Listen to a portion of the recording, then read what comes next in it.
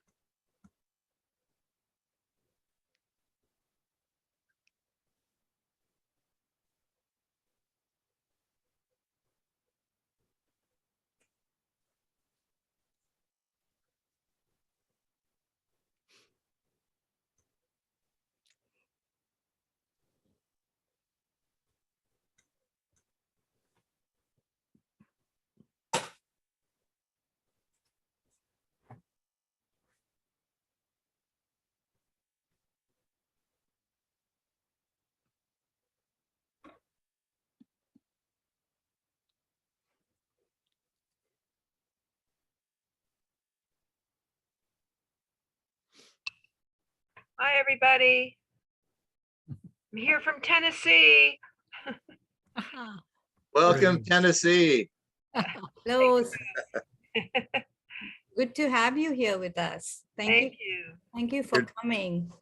Your dog looks very comfortable. Oh, And thank you to everyone who's here tonight.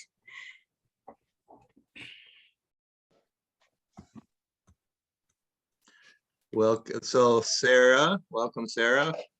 Lillian is an old friend of mine that I hadn't seen since high school, and I just reconnected with her in Salem, Oregon, about 3 weeks ago after visiting my son. Lillian, good to see you on board here.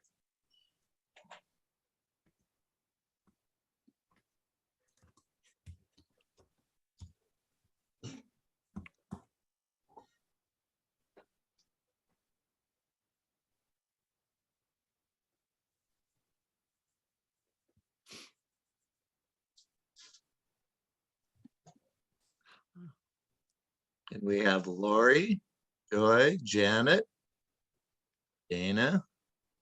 Oh, and Adrian came in as a Oh. storyteller.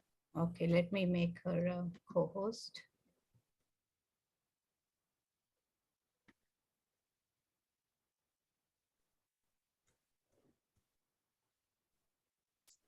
Adrian, could you please put a asterisk in front of your name? Put an asterisk? Yeah, I can do that. Don't worry. Under Okay. renaming. I It just, just brings you to the top of the Oh, screen, I guess. okay. I can do that. That's a feature I did not know existed. Okay. Yeah, Now you I are, Me neither. yeah, Me yeah. neither. You are co-host, so you come to the top, but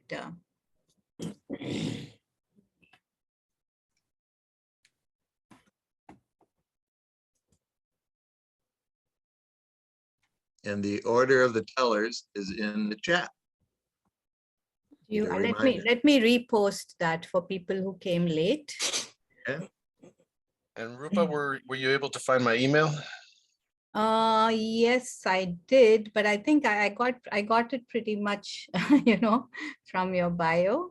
So All right, well, that's got the fairy tale question in it also, email I okay. sent. Let me just no, I didn't see that. I saw the other one. Okay, I'll look for it and take note of it. Okay, so let me repost this order before we get started.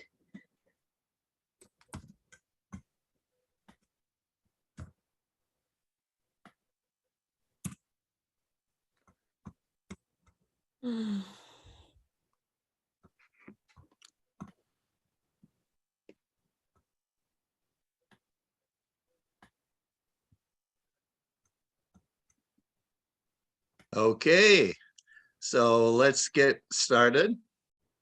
Welcome everyone to the Storytelling Association of California's production of the genre storytelling series. We are almost at the end of our second year. In July, we will have humorous stories, and then we will start our third year again with personal stories, then folk tales, going to spooky, scary stories, sacred stories, many more throughout the year. And we are excited that all of you are here. Our MC tonight is Rupa Mohan, and she is one of the Storytelling Association of California board members. And she also runs an amazing program in the schools from the Jenny Fund. So please welcome Rupa Mohan.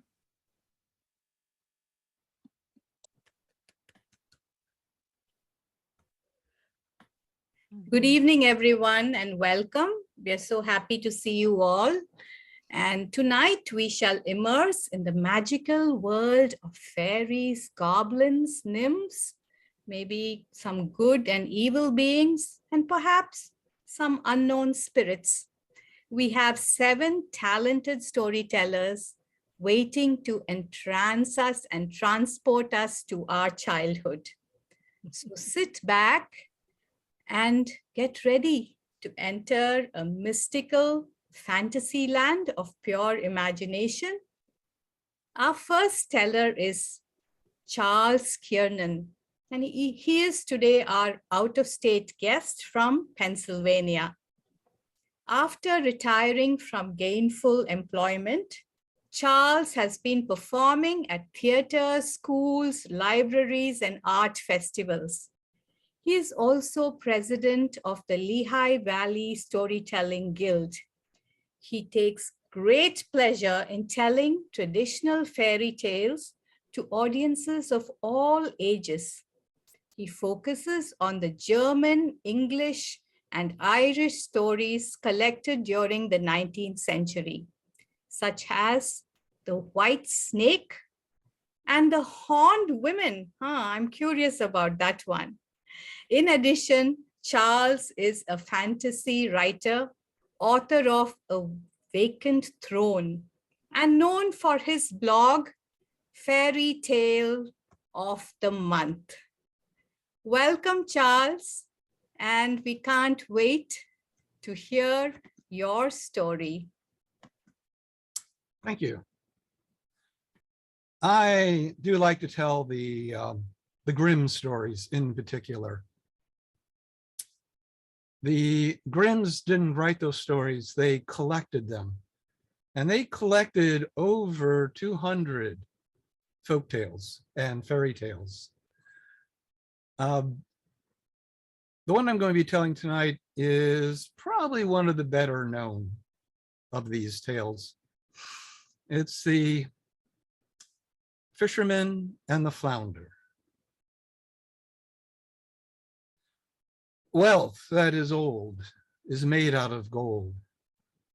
That which you treasure you'll have in good measure. But a boon from the sea you had better let be.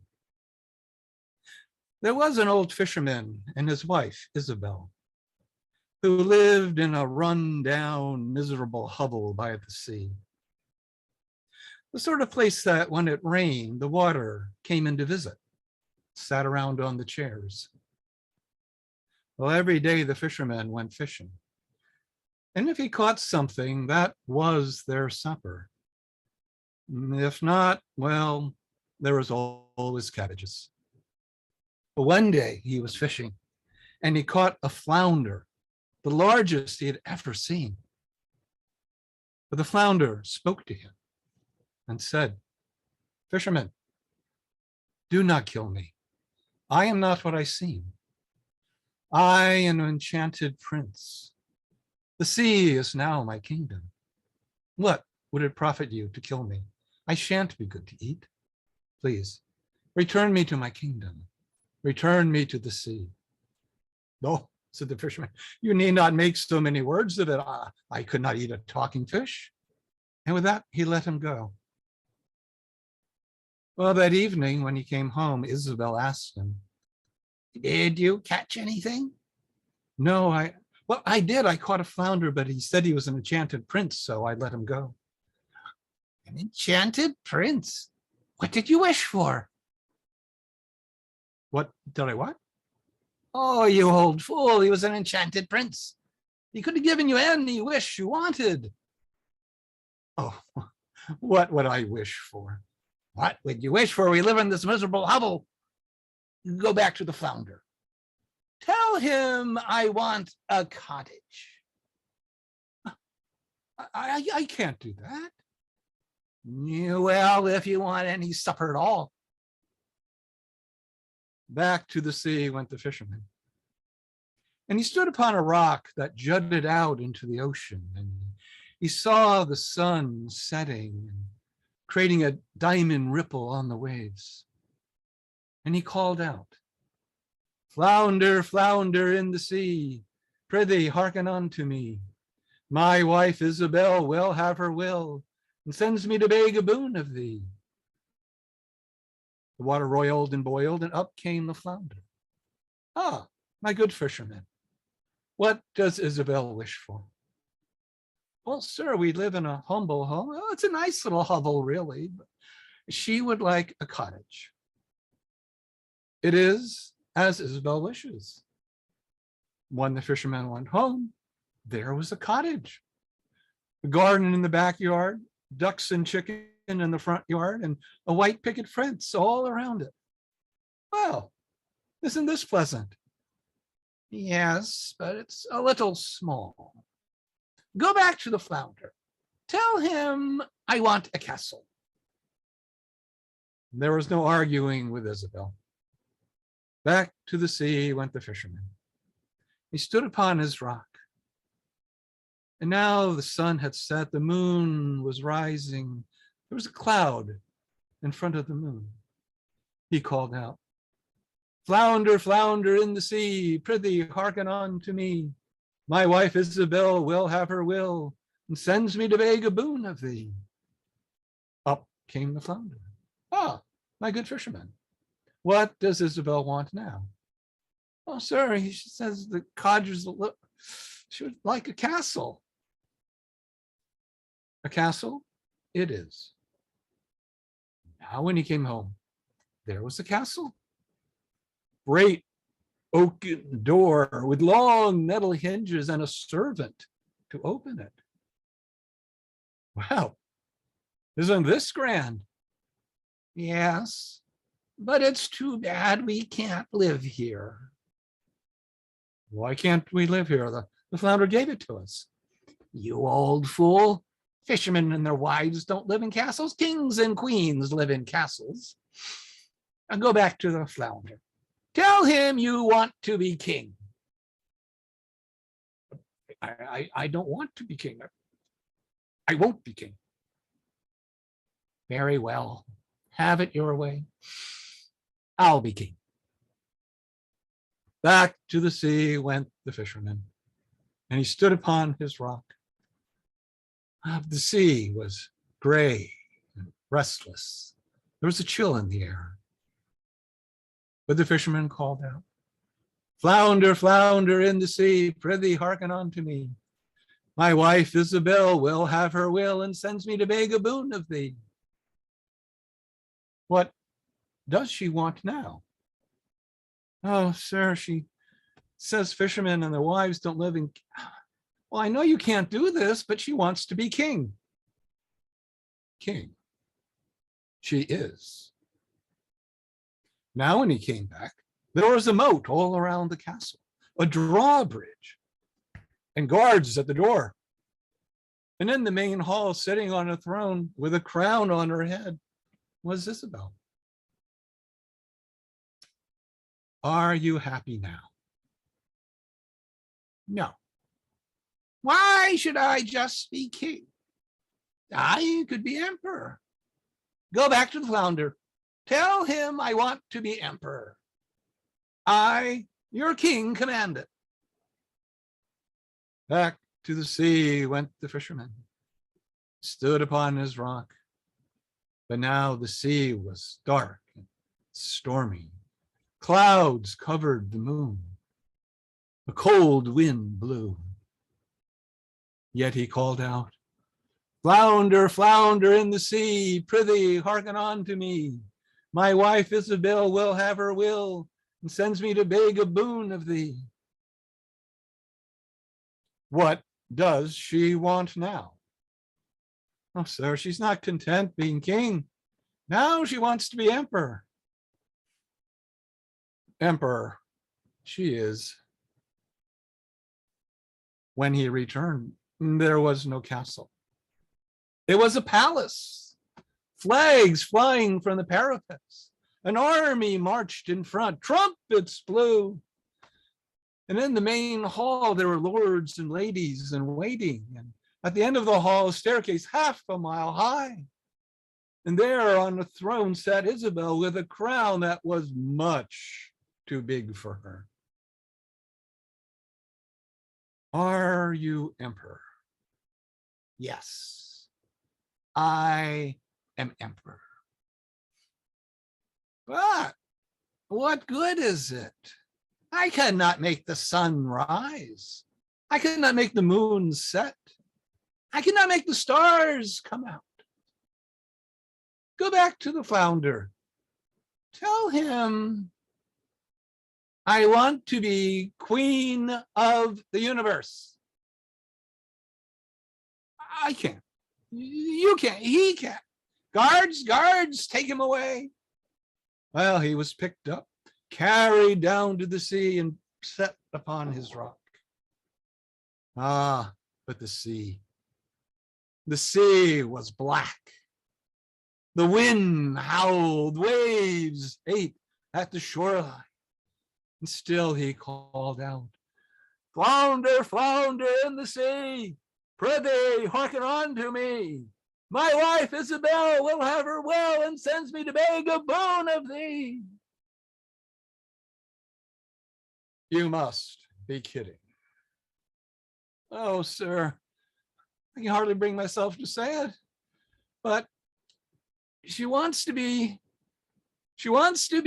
queen of the universe. Return. Your wife Isabel waits for you at the door of your miserable hovel.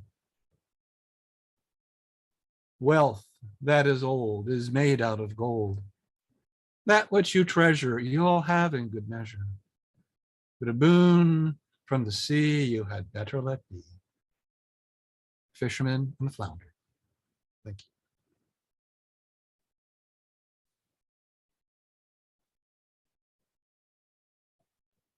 Thank you, Charles. That was so delightful, infused with poetry and wisdom. And you had mentioned it was your favorite childhood fairy tale, and you heard it from your sister. So it's very special indeed. And thank you for sharing that. And now I would like to go on to our next storyteller. Her name is Aunt Leanne, and she delights children and adults. She is from the Storytellers of San Diego. She is a professional storyteller, an actor, coach, and teaching artist, performing for more than 30 years. Her stories often have music and song wound throughout them. And she is also the state liaison of NSN, a clinical herbalist, and she teaches annual Scotch classes. Yes, the libation, not the language. And she is also the winner of the 2020 NSN first ever virtual story slam. That's very, very commendable. Her favorite story or fairy tale growing up was Beauty and the Beast. A great sacrifice made by a brave heroine, leading to love conquering all. Now, please enchant us with your story tonight. Thank you, Rupa. Oh my goodness, that was lovely, Charles. Thank you. My story begins with a king and a queen who long for a child. How often do these fairy tales begin with a couple that longs for a child? And they did everything they could that they could think of to have a princess or a prince. And at last, the fairies whispered, "You will have a baby, but you must not forget us.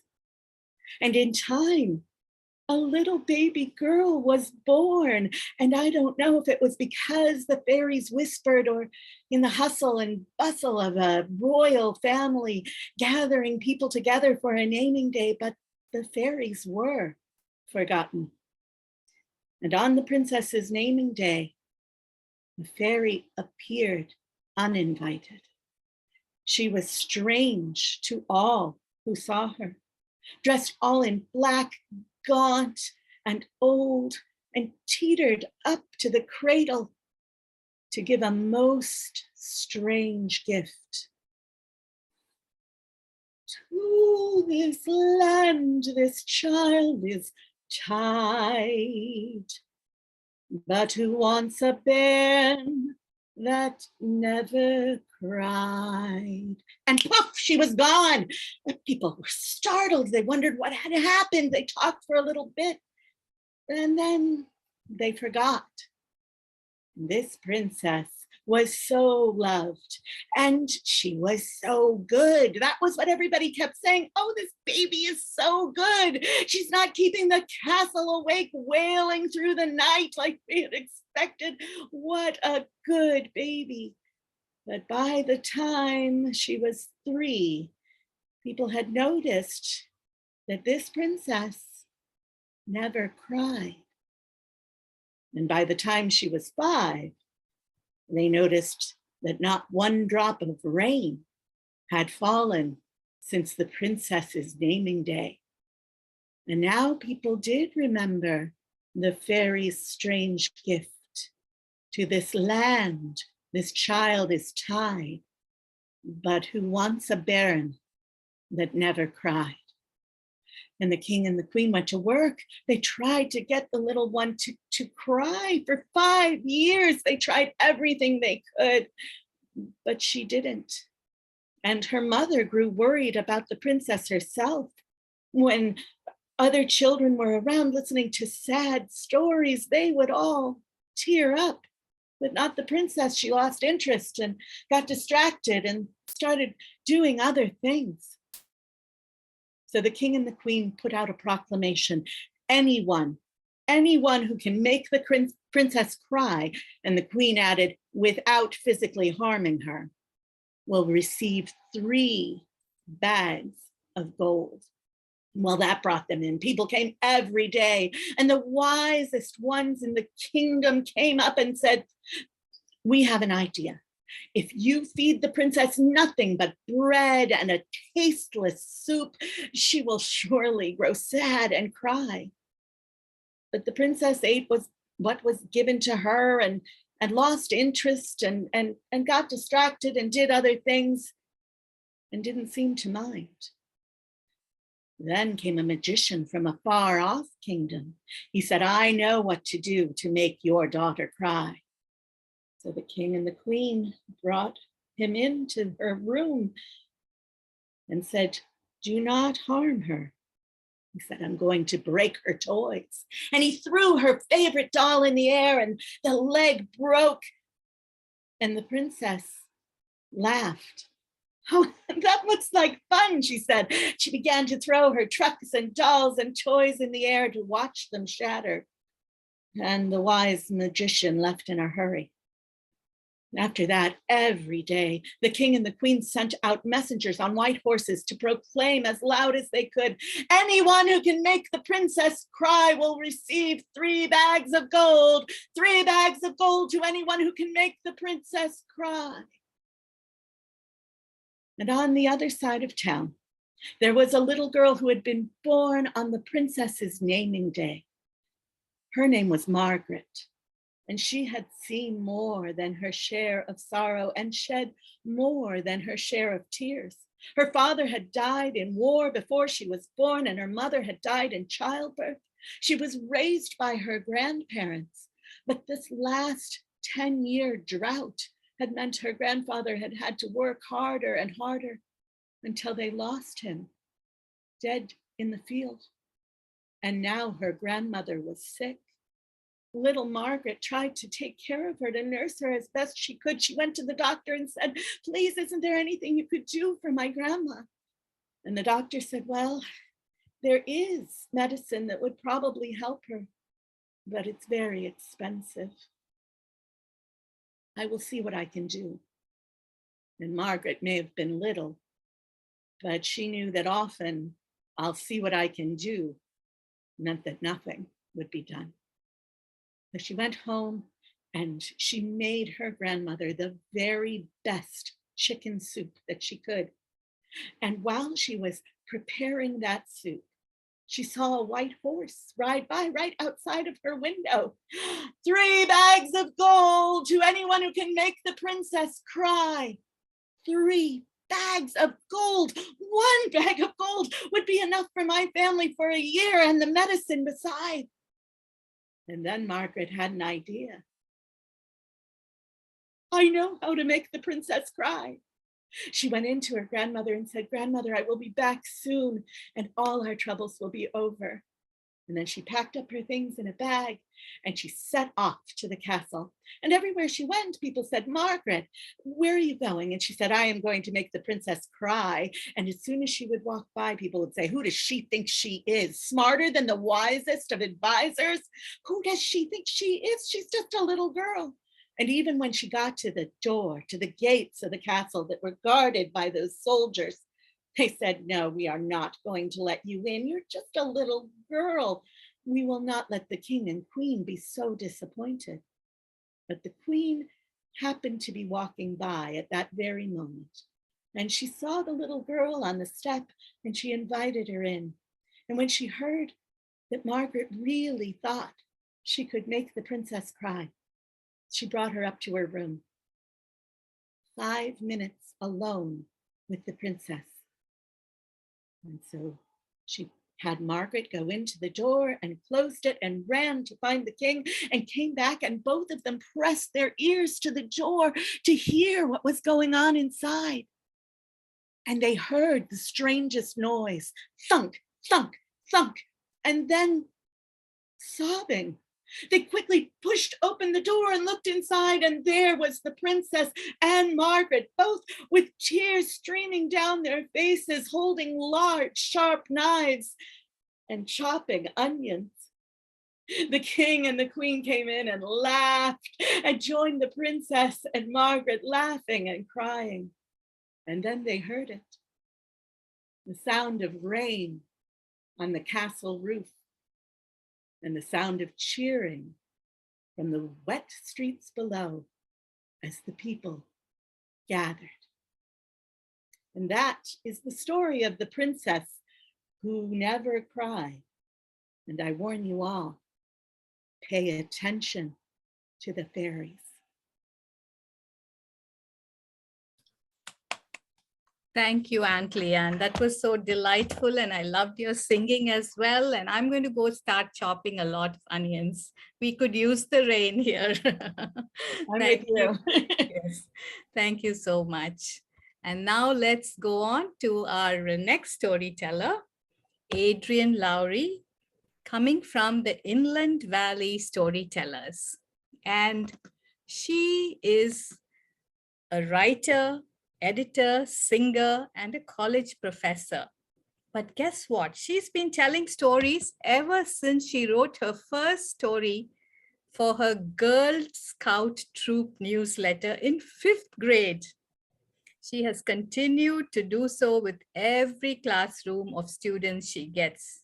She has always liked Goldilocks and the 3 Bears because there's a girl who really knows what she wants. Adrienne loves telling alternate versions of familiar stories, little-known tales from well-known storytellers, and mysterious accounts from Celtic heritage.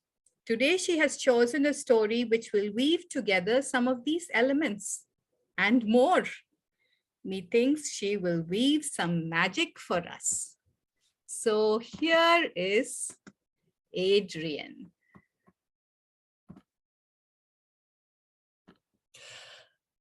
There we go.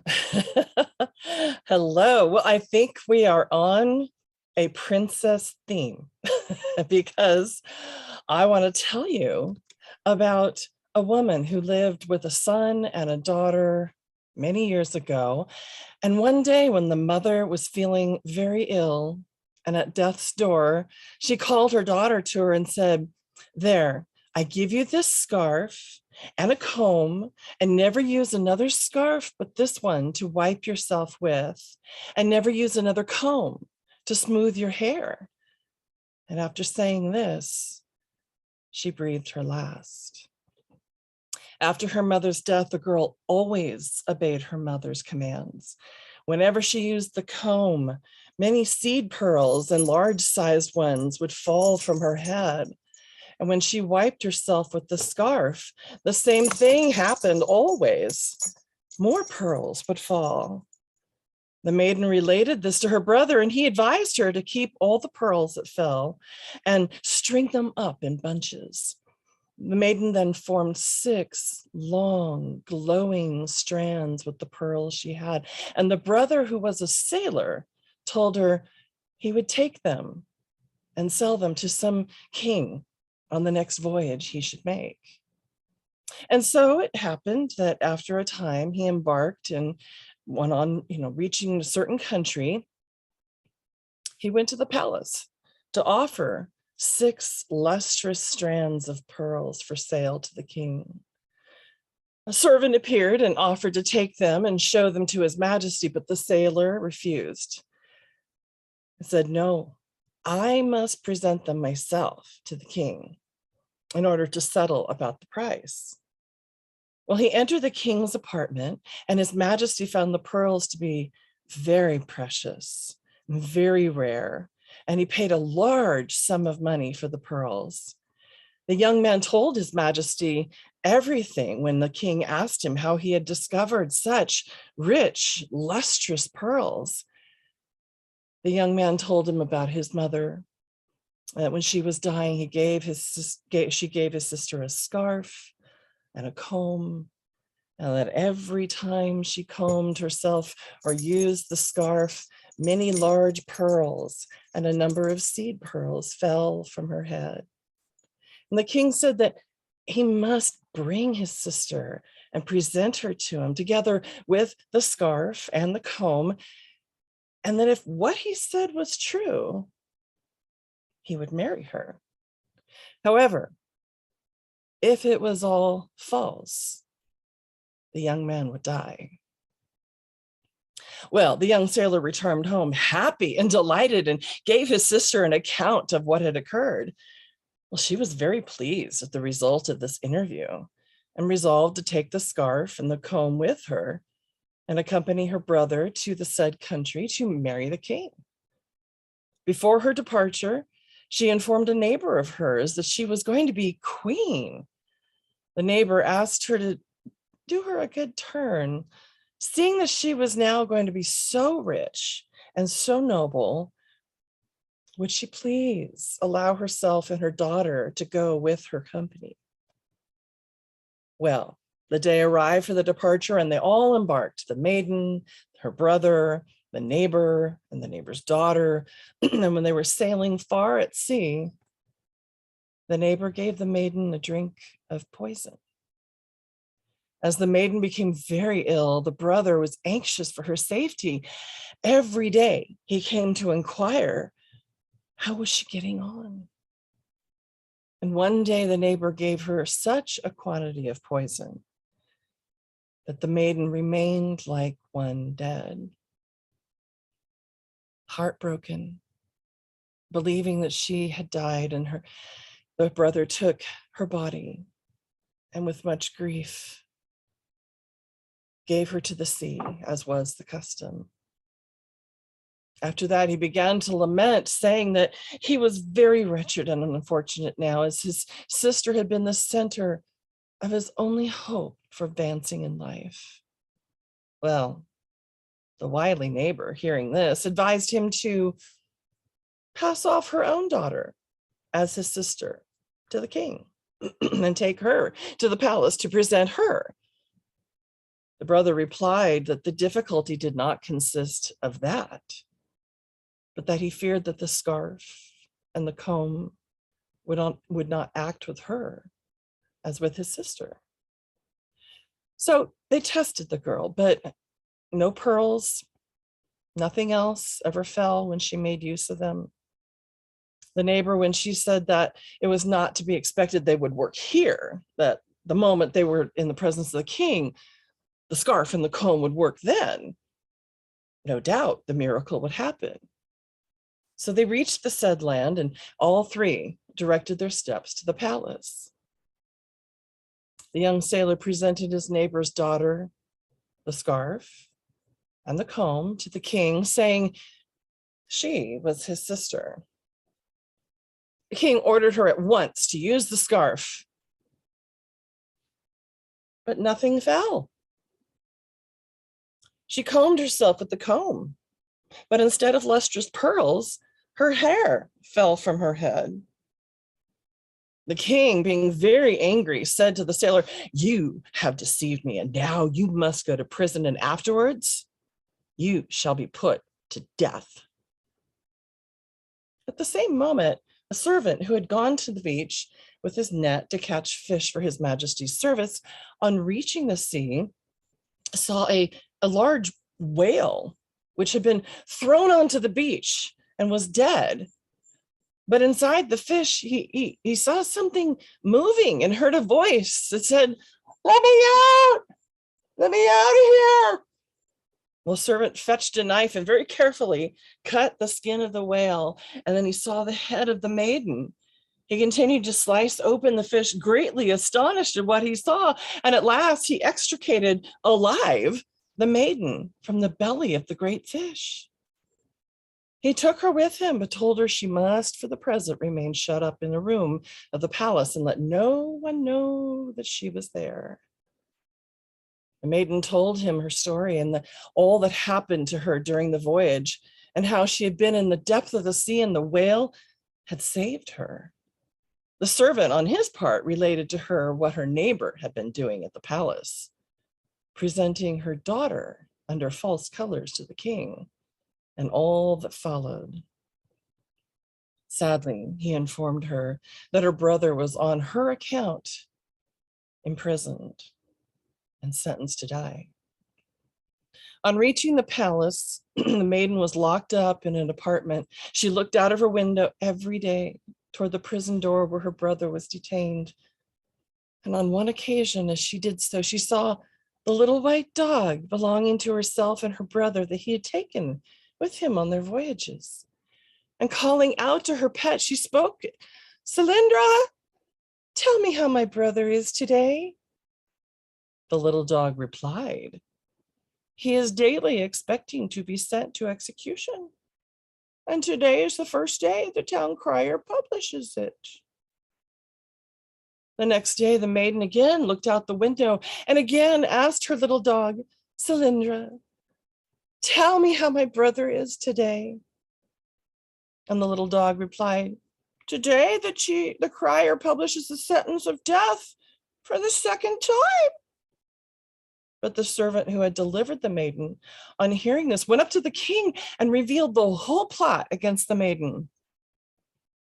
The king, on hearing it, said, "If what you say is true, call me tomorrow when the maiden speaks to the dog, for I wish to listen to what it says." Next day, at the right time, the king stood close to the window of his chamber to observe and listen to the maiden, and he heard her say, "Cylindra, how is my brother today?" And the little dog replied, "Today, the execution is published for the last time." When the king heard this, he ordered that the brother and sister should be brought before him into his presence. And on seeing the maiden, he told her to wipe her face with the scarf. And instantly that she did so, showers of seed pearls began to fall from her head. He ordered her to comb herself with the wonderful comb, and immediately large bunches and rare pearls fell in profusion of the same class as the one in the bunches. The king then commanded the wily neighbor and the daughter to be put to death, and he married the maiden. She made a collar of pearls for her beloved little dog, Cylindra, and the brother had the great honor to be brother-in-law to the king and brother to the queen after all. And this is the maiden from whose head pearls fell on combing herself, a Portuguese folk tale first published in the mid-1800s. Thank you, Adrian. That was such a delightful story, and I love the talking dog. I want one of those. Yes, we could all use a talking dog. Thank you so much. Now, our next storyteller is coming all the way from Los Angeles, from the Story Masters, and his name is Peter Severian. I have been trying to practice this, so Peter, you have to correct me. Peter grew up with 9 siblings during and after World War II in rural Netherlands, where he roamed in the local forest every chance he got. His parents would tell stories every night, and his grandmother would do so during the weekend. He loved hearing his mother read from Maya the Bee, which was printed in Gothic script German and which she effortlessly translated and read on the spot in fluent Dutch. That seems to have set the stage for Peter's storytelling. Peter is also a consulting arborist and a landscape architect. He gives speeches about environmental subjects and global warming. Can't wait to hear his fantasy tale today. And here we go, Peter. Thank you. In 1910, Elzéar Bouffier was a mid-50-ish French farmer. He lived in the lowlands of the Provence, that region in southeastern France where the Alps mountains descend into the foothills. In short order, Elzéar had lost his adult son and his wife, and now, apart from his dog, he had no one else in the world. He had no family left. He was a man of little education, but a keen observer. And when he looked at the desolate foothills, it was his distinct impression that the land was dying for lack of trees. As a matter of fact, he was right, because the Romans had already colonized that area, but they had overgrazed it with goats and sheep, and eventually abused the land so that it blew away in the wind and under the rain, and there wasn't much left besides some occasional white oak trees and some remnants of streams here and there. Elzéar did not really feel tied to his farm. And he was strong enough in his mid-50s. And so he thought, what can I do? He made a promise. And he said, "Dear Lord, if you grant me another 30 years, I will create a magnificent forest where now there is just desolate lands." He sold his farm, bought some remains of a home and a small flock of sheep and moved in. He meticulously restored the farm and gathered acorns whenever he was there. And so he made it his habit that every night he would have dinner, and then he would count out 100 plump, perfect acorns. In the morning, he would leave with his dog, a walking stick thick as his thumb, made of iron, and a a yard and a half long, and his drinking gourd, and then he would set off for the nearby hillsides. And if he found a spot where there was some grass and some shrubbery that the sheep could graze on, he would leave his dog in charge, and he would charge up the hill and down the hill. And every once in a while, he would punch his walking stick in the ground, make a hole, drop in an acorn, and fill it back with soil. And thus he would spend all day long spreading those trees far enough apart. He figured that if he planted 100 trees, 100 acorns a year or a day, roughly 34,000 acorns a year, that would amount to 100,000 acorns a year. And of those, perhaps 20,000 would sprout, and another 50% would die due to rodents and vagaries of nature, but that would still leave 10,000 trees where there had been none before. And it was his conviction that this region needed hundreds of thousands of trees in order to get revived. And so he planted, day in, day out, year in, year out. And World War I came and went. But Elzéar was so far away from civilization, and he worked so far under the radar that nobody really noticed him. And then, very slowly, changes would take place, almost imperceptible first. There were those little trees, and they grew only a foot a year, but they did. They added moisture to the air.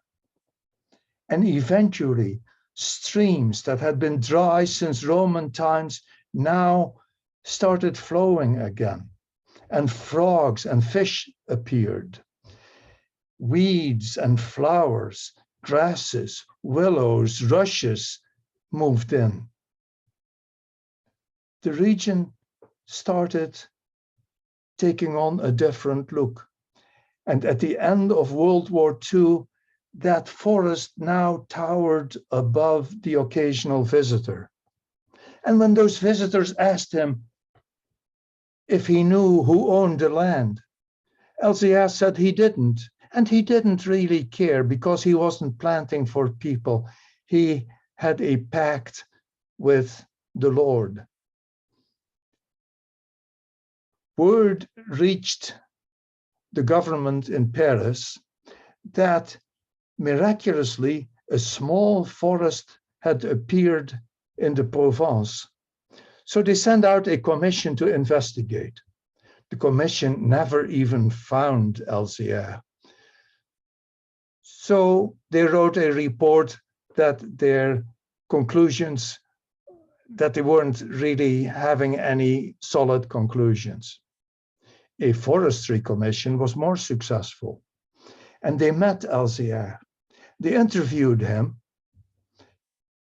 and smartly enough, they came to the conclusion that the best thing they could do was nothing at all, for him to keep on going, and to prohibit any charcoal burning in the area. And that's what they did. By now, Elzéar had added beech trees and birch trees to his repertoire. And since he was walking a couple of hours a day to his new planting area, because by now the forest was extending miles in either direction, he built himself a new home at the place where he was planting. And slowly word reached the surrounding area that here was this place in the Provence, where there were beautiful forests and the air was clean and clear and the land was inexpensive, and altogether some 10,000 people moved in. LCR kept on planting through World War I first and then World War II. And it wasn't until he was in his 90s that finally he had to go to the rest home in a nearby village. And that's where he died in his 90s. He had single-handedly planted hundreds of thousands of trees because that was his vision. This story was written by Jean Giono in 1954. And he wanted to create an unforgettable character. But most of all, he wanted to inspire his fellow people and the people who came after him to take good care of the planet by planting trees, by rehabilitating areas, and by changing the face of the earth. Thank you.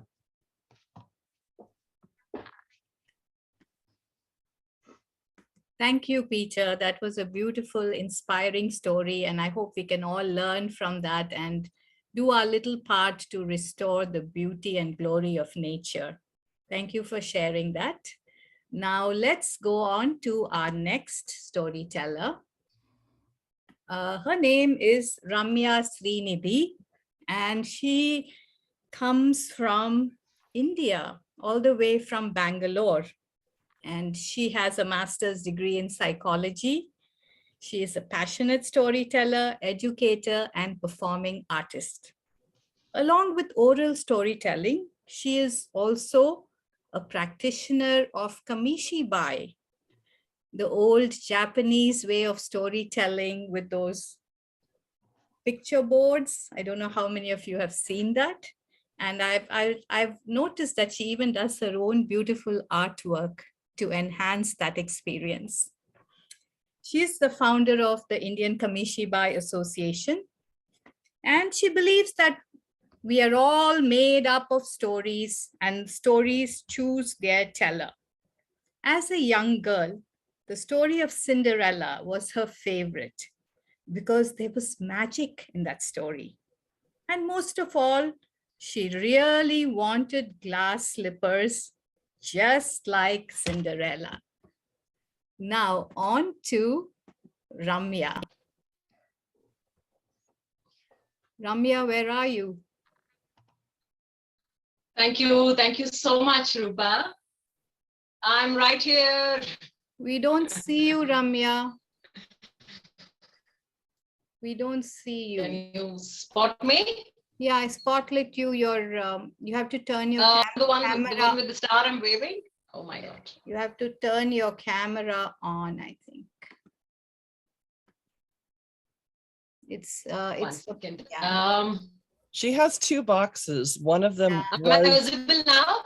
No, you're not. And yeah, the one that's you're talking from, it's a blank screen. Am I visible now? Nope, nope. you were a minute ago. Yeah. Oh dear.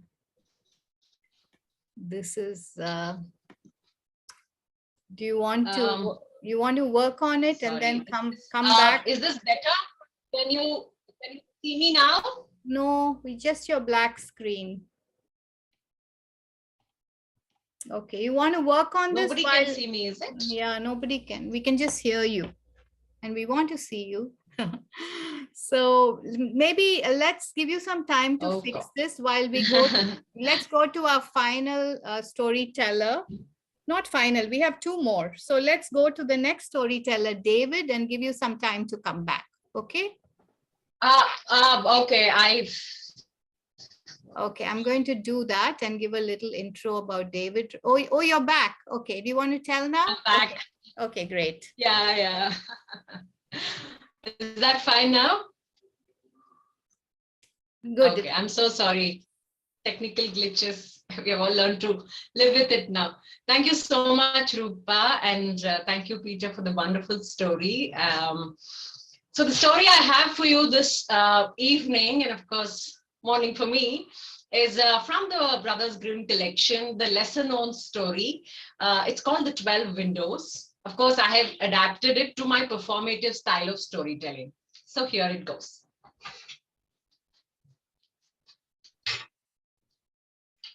Tararam, tararam, tararam, pam, pam, tararam, tararam, tararam, pam, pam.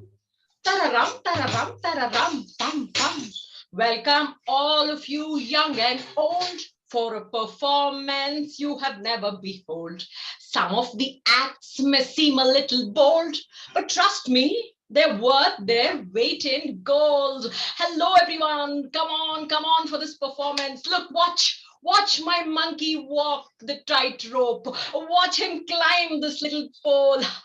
Psst, there comes the princess. She's coming right here. As soon as she reaches, you quickly go and hide behind her neck, just under her braid. There, welcome for this great performance. And soon there she leaves. That's the end of the performance for you. Thank you so much for joining. Well, there goes the princess. Let me tell you the story of this beautiful princess who just walked out after watching an amazing performance. There once lived a princess who high up in her castle, there was a tower room with 12 windows. The windows faced in all directions, and through that, she would inspect her entire kingdom. When she looked out of the first window, her vision was more keen than any human being. Second, even better. Third, more distinctly. By the time she reached the 12th window, she could see everything that was high up in the sky, beneath the earth, just about everything. There was nothing that could be kept a secret from her. The princess proclaimed that if there was any man who could hide from her, he would be her husband. However, if he failed and she discovered him, his head would be cut off and stuck to a post. Well, 97 posts with the head of 97 men who had tried their luck was hanging in front of the castle as I begin the story. One day, 3 brothers came to this princess. They wanted to try their luck in finding the princess. As they entered, the 3 brothers wanted to try their luck.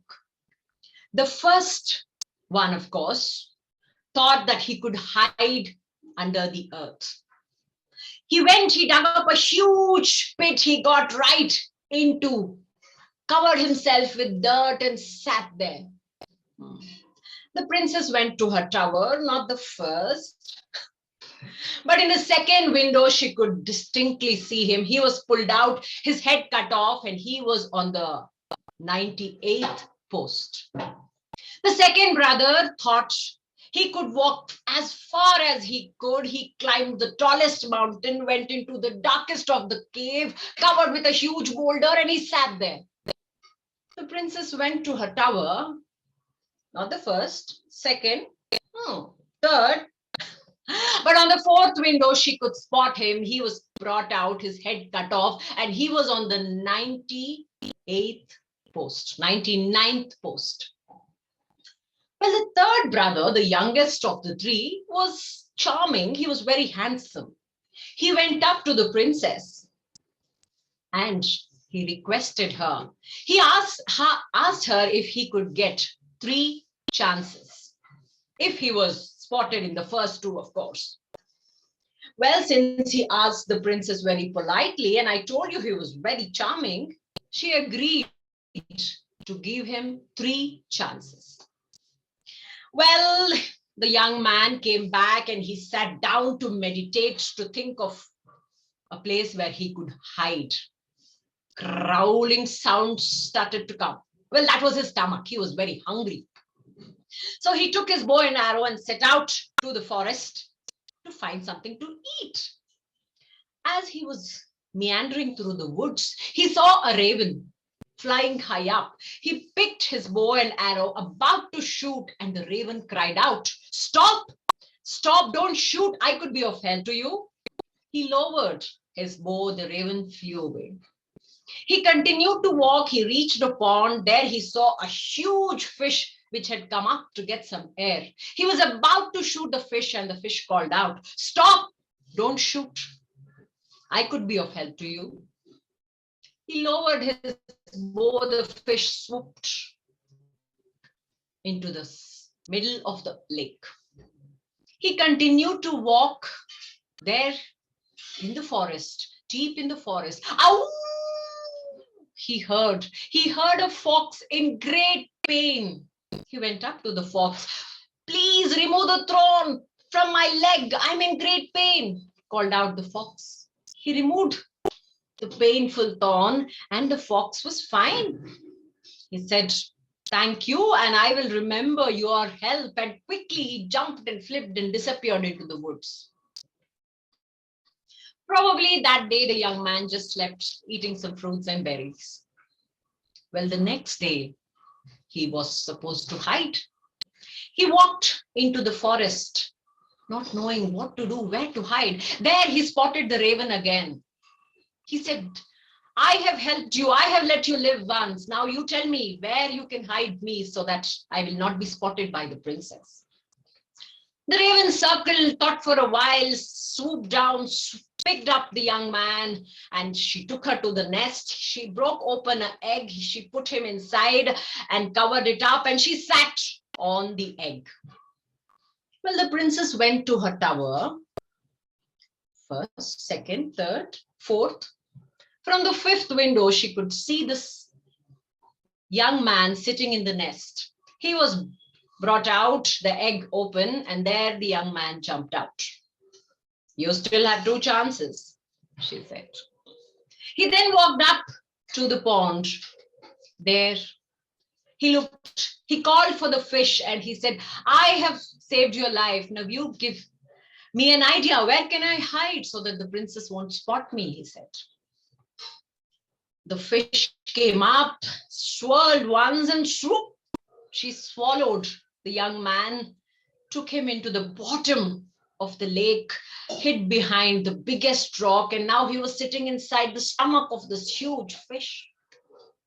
The princess went up to her tower room, looked out of the windows, the 5th, the 7th. She was impressed. But alas, on the 8th window, she could see him distinctly inside the fish's stomach. She sent her men who brought the fish out, cut it open, and the young man jumped out. Well, he walked straight into the dense woods. He called out for the fox, and there, the fox appeared. "Look, you're the clever one. You have to help me.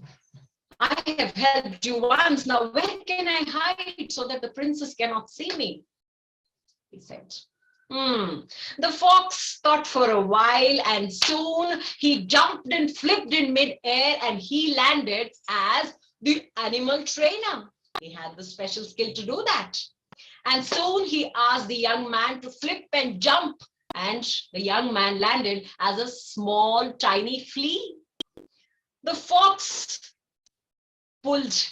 called his monkey, and all of them put up a big act and went into the town. They set up a huge circus camp under the palace. Tararam, tararam, tararam, bum, bum. They made a lot of noise. They called everyone. The monkey started playing his act, and the princess came down to watch this. He asked the flea to go and hide behind, under her neck, inside her braid. And the flea, the young man who was the flea, did exactly as told. The act was over and the princess went back. Now it was time for her to find this young man, and it was her last chance. She opened the first. She was impressed. She was curious. She was to open each window. She was not able to find the young man anywhere. And there she was sure on the 12th window. When she opened the 12th window, she was not able to spot him anywhere. She was excited. She was thrilled. She came, ran down into her castle, and she called out and she said, "He has done it. He has done it. He has hid himself from me." And soon the flea came out of her braid, flipped in midair and landed on the floor as a young man. She was thrilled and excited, and the two of them married and lived happily ever after. However, the access to the tower window with 12 windows, tower room with 12 windows was. Thank you so much.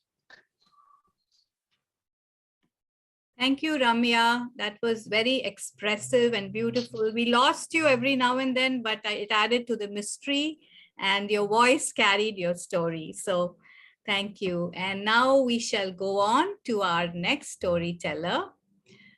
Give me a moment. Our next storyteller is David Smith, who comes to us from San Diego. And he is an author, a podcaster, a multilingual translator, and a home brewer who splits his time between Mexico City and San Diego. He has published a variety of books, short stories, and articles in both English and Spanish, including 3 Nights in the Clown Motel, a book of non-fiction horror, as well as the series Gone Viral, Urban Legends of the COVID-19 Pandemic. He is the co-host of the podcast To Russia with Love. He speaks 12 languages and has been to 33 countries. And his favorite fairy tale is any tale that depicts the fae folk in the old traditions. Not as sparkly winged creatures with wands, but as elemental nature spirits, mysterious, mystical, and sometimes malicious. Well, I wonder what he has in store for us today. I can't wait to hear David. Up the airy mountain, down the rushy glen, we dare not go a-hunting for fear of little men. Wee folk, good folk, trooping all together, green jacket, red cap, and the white owl's feather. Now, nowadays, most people who live in cities, when they think of fairies, they have a very specific image in their minds. When they think of fairies, they imagine these little creatures with wings, and they sparkle, and they have fairy dust coming off of them. They have a little wand. Sometimes they look a lot like Marilyn Monroe if you saw the old Peter Pan cartoon. But that's not what the original fairies were. And people who live in the countryside, in the forests, in the jungles, in el campo, in la sierra, these people remember the old ways. They remember the tales of the fae folk, and they know that fairies are not these pretty, benevolent things at all. They're very ambiguous. Sometimes they do help people, but sometimes they don't. Sometimes they can even be malicious in how they treat people. And that's exactly what this young boy Pepe learned in a small town, the small town of Santa Lucia in the Costa Chica region of the state of Oaxaca in southern Mexico. This young boy Pepe, he was one of the few children in this town who had not been baptized. Now, this story was told to me by Mama Lola. She was from that town. This is not a story I found in a book or that I heard on a recording. Mama Lola told me, and she was Pepe's contemporary. She told me that Pepe, his parents, for whatever reason, they hadn't baptized him. Everyone else knew that that put him at risk from those elemental nature spirits. Now, in some parts of Mexico, they're known as duendes. In the Yucatan Peninsula, they call them aluches. But here in the jungles and forests in the Costa Chica region of Oaxaca, they're called los chaneques. Chaneques, they look like small people, but they're not quite people. There's something else. And you know they're coming close when you hear their cry, because they don't speak the human language that people do. They speak some other language that humans can't even really reproduce. But when you hear their cry, it sounds something like it echoes off in the dells and the groves and the valleys and hills. And it sounds like squalue, squalue, squalua. And you'll hear another cry coming from the opposite mountain range. Squalue, squalue, squalua. Then you know that the chaneques are nearby, and parents who are conscientious, they bring their kids inside, they shut the doors. Sometimes they get their rosaries out. But Pepe, he was kind of a rebellious kid. He would just go and play and wander the forest by himself. And he's kind of a naughty kid, kind of travieso. He would pick on the other kids in the village, and nobody really liked him. He usually played by himself. Pepe, he was just sort of left to his own. So one cloudy day, Pepe, he was off playing down by the river. Everyone else knows the chaneques, they love bodies of water, rivers and lakes. But Pepe, he didn't care. He wasn't afraid of the chaneques. He wasn't afraid of anything. So he went down by the river, and he was down there just playing, skipping rocks across the water. And he heard that sound, squalue, squalue, squalua. Nobody had warned him what that meant. So he just kind of looked up, and then he heard it again coming closer, coming down the canyon. Squalue, squalue, squalua. And then he heard them calling to him, and it sounded like they were calling to him in human language now. He could understand them. Ven, Pepe. Ven a jugar con nosotros. Ven a jugar con nosotros. Come play with us, Pepe. Come play with us. And he kind of looked, who is this? That doesn't sound like anybody I know. And he looked, and then he saw those little figures, little tiny humanoid figures coming down from the rocks and down from the trees. They looked like people, but only about that tall, tiny little people with strange, sort of ugly faces, but they seemed friendly enough. They were asking him to come play with them, so he kind of walked over. Ven a jugar con nosotros, Pepe. Come play with us. So he walked up closer, and he kind of looked at them, and he bent down. He'd never seen anything that looked like that. And when he got close enough, the chaneques, they grabbed him by the arms and the legs, and they lifted him up. They're incredibly strong. They lifted him up on their shoulders, and all of them, there were dozens of them swarming around from all sides, and they picked him up, and they carried him off into the mountains, into the forests. Well, his parents waited for him. He didn't come back, and all night long, he didn't come back. Well, the next day, they asked everyone. Nobody had seen Pepe. So they went to the wise old curandera, the healer woman of the village, and they asked her, and she used the herbs and used the incantations she knew. And finally, she could see through the ether, and she could see what had happened. She told them, se lo llevaron los chaneques. The chaneques took him. They took him up into the mountains, up to their cave, way up in the mountains. Well, Pepe's parents, they were devastated. How would they get him back? They waited for him to come back days and days, weeks passed, and no word, no sign of Pepe. So finally, Pepe's father, he got together with all of the men in the village, and they all came together, and they made a plan to go rescue Pepe from the Chaneques cave. So they talked to the curandera, and she told them she was able to divine more or less where that cave was in the mountains. She told them how to get there. And so at dusk, All these men set out, they had torches and they carried their machetes and their torches, and they walked down the trails further and further into the mountains and into the canyons and valleys, following the directions that the curandera had given them, till finally they came to this sheer cliff going straight up into the sky, into the dark, cloudy sky, storms brewing in the sky. They could hear the thunder rolling, and they're all holding their torches, looking up, trying to see what is at the top of that cliff. And they looked, and right at the very top, with the last light of dusk, they could see him. It was Pepe. It was Pepe. It was that little boy, and he's standing at the edge of the cliff with his arms just straight out, stretched out, like he's tied with ropes, but they don't see any ropes.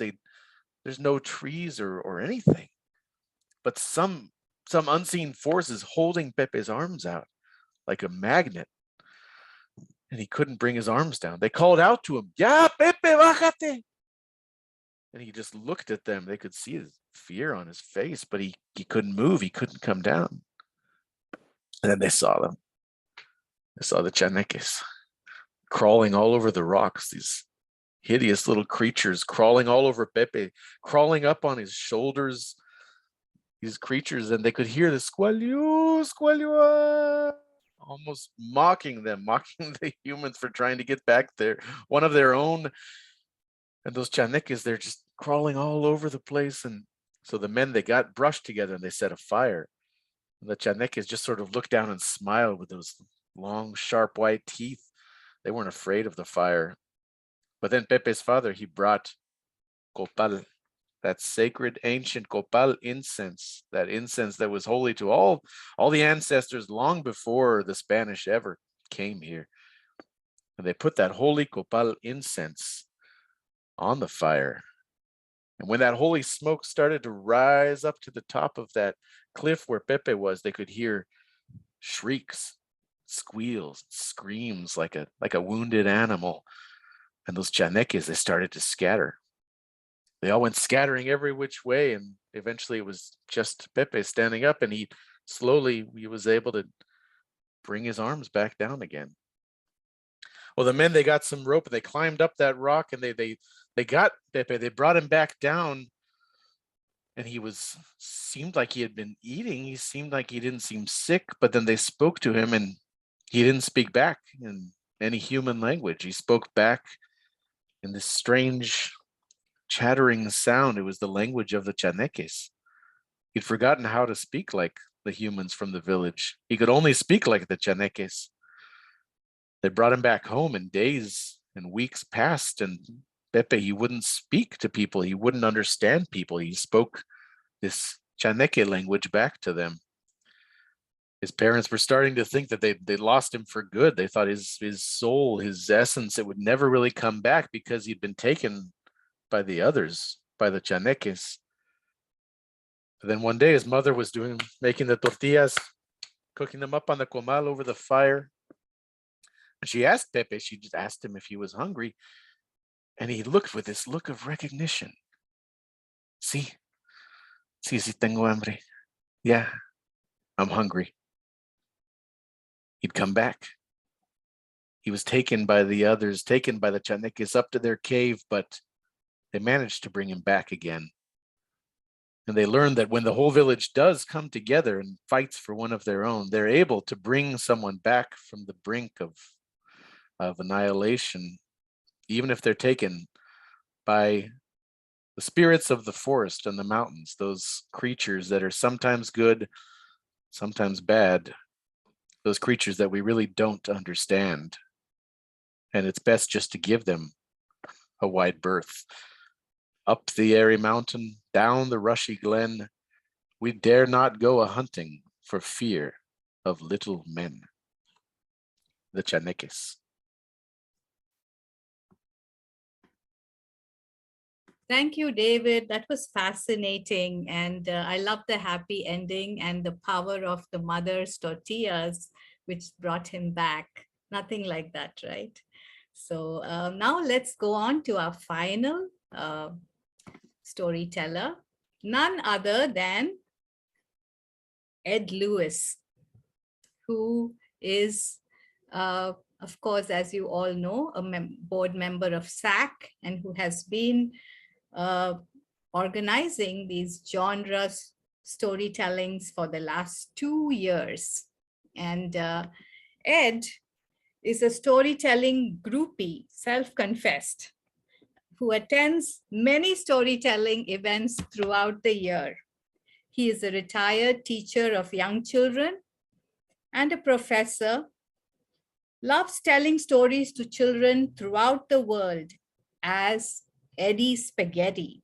He has taught storytelling classes and performed for adults, sharing personal stories and tall tales since 1994.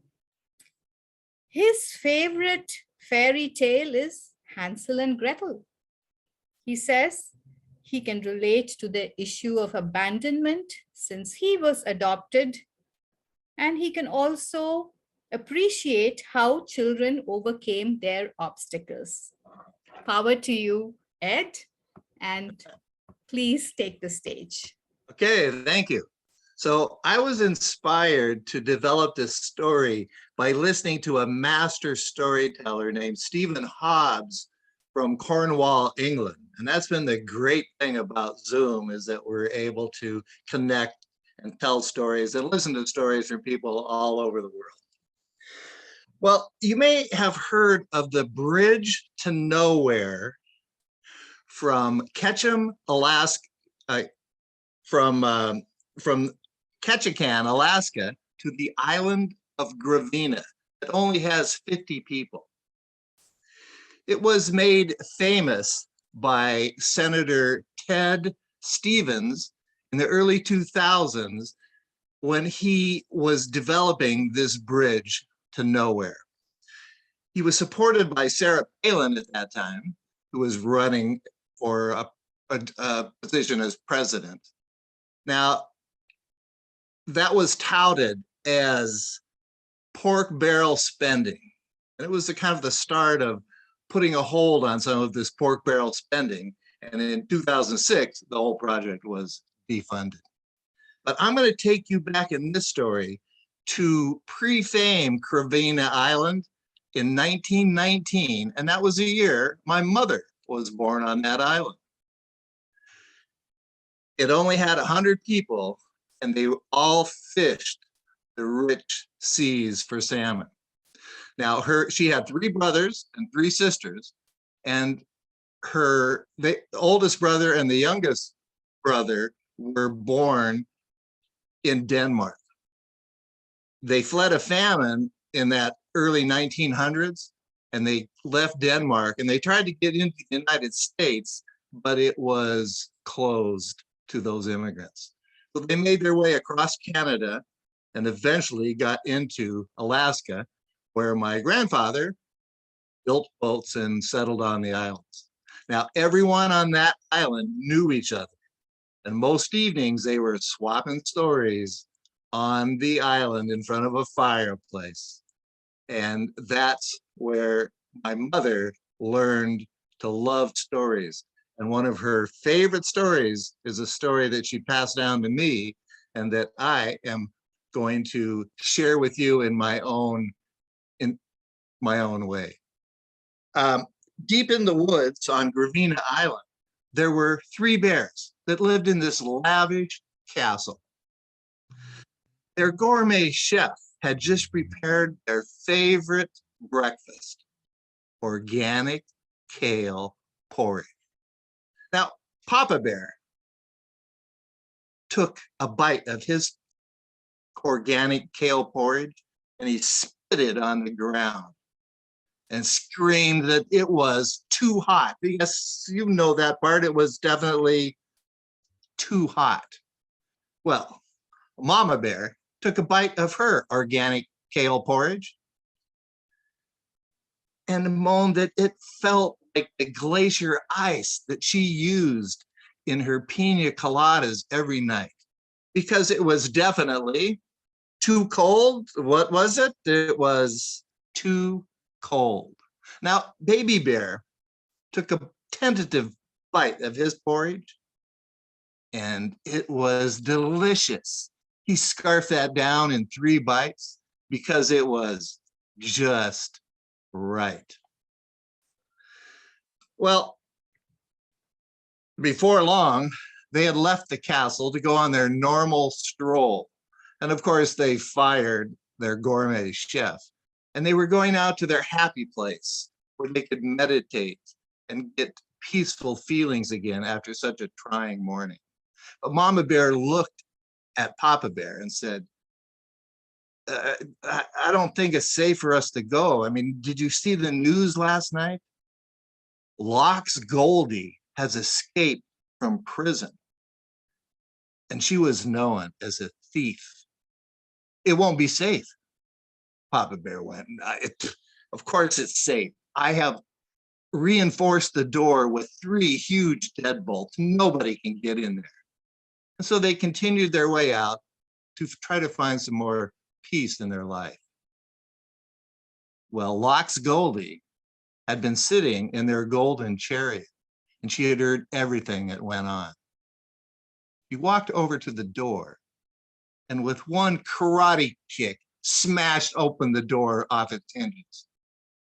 And being a vegetarian, she smelled that organic kale porridge. And she went into the house, and she tried the Papa Bear's porridge, but of course, you all know that it was too hot. Yes, right, it was too hot.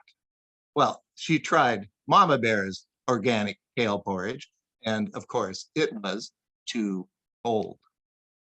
Now, she was kind of a clever person, and she took Papa Bear's and Mama Bear's porridge and mixed it together.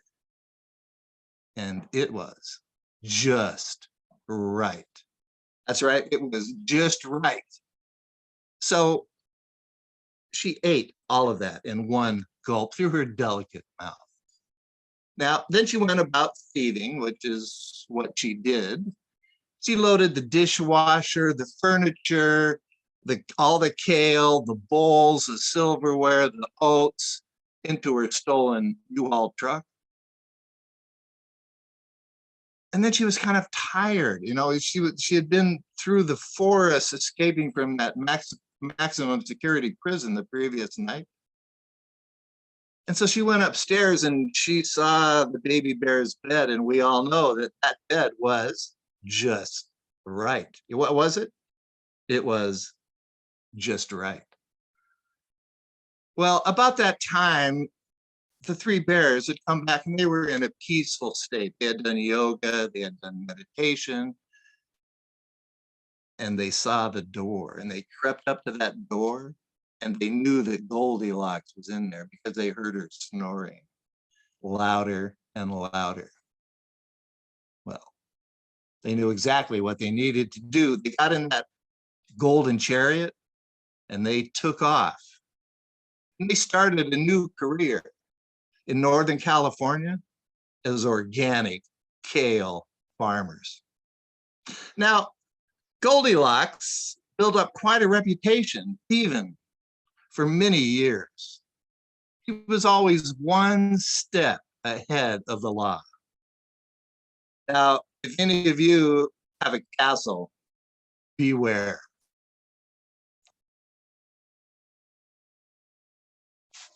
And if one thing that you know about this story, the true story of the 3 bears and Lox Goldie,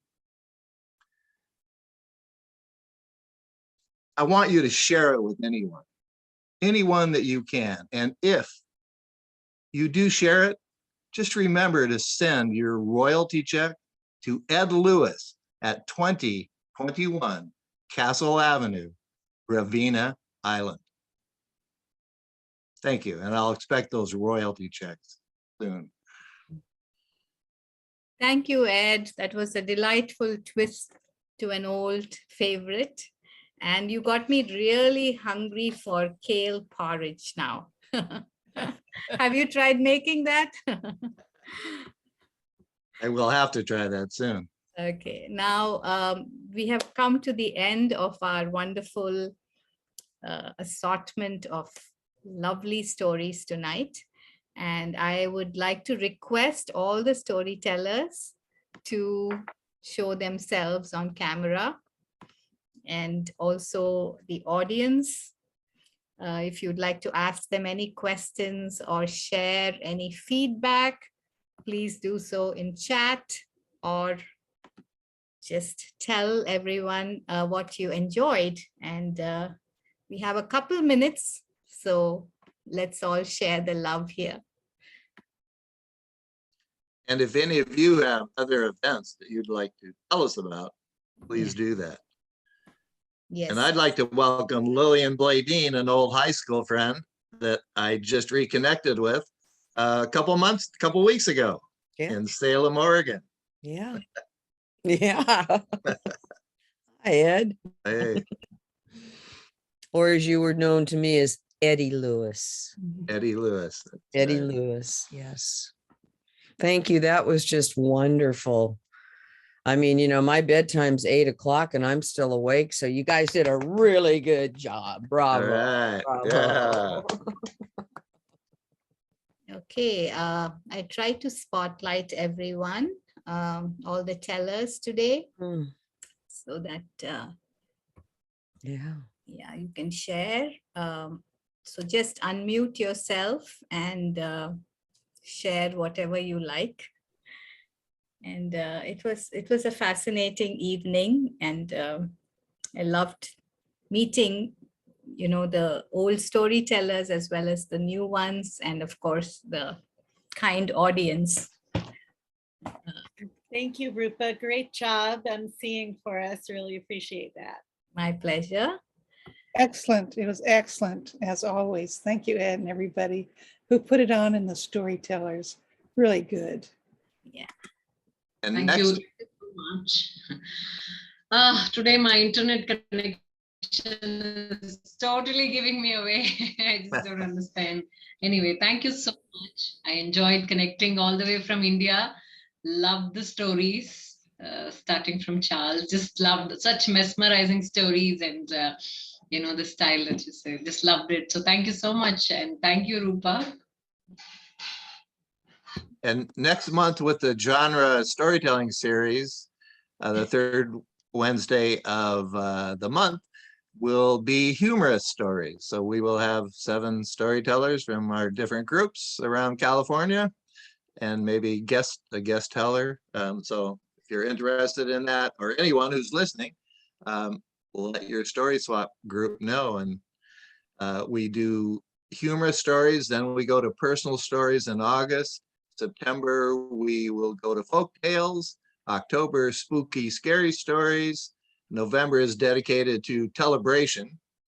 And December are sacred stories, and tall tales, and myths, and legends, and stories of love, historical stories. So a good variety of different types of storytelling from all these great storytellers.